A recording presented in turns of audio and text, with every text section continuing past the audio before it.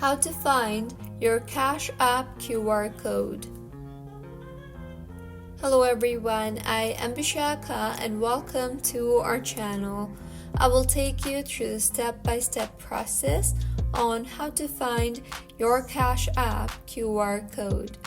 Now, let's get right into the tutorial. Firstly, go ahead and open the Cash App application on your device. Make sure you are signed in, and if not, then go ahead and sign yourself in. Once signed in, on the top left of your screen, tap on the scanner option. Cash App will then ask you to give access to camera, so go ahead and tap on the Allow button and then tap on the My Code tab. Further, you will be shown with your QR code.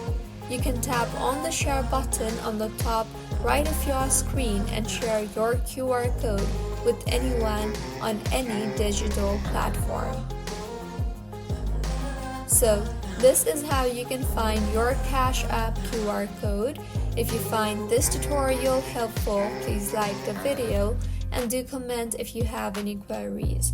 Also, do subscribe to our channel Login Shines for similar helpful tutorials.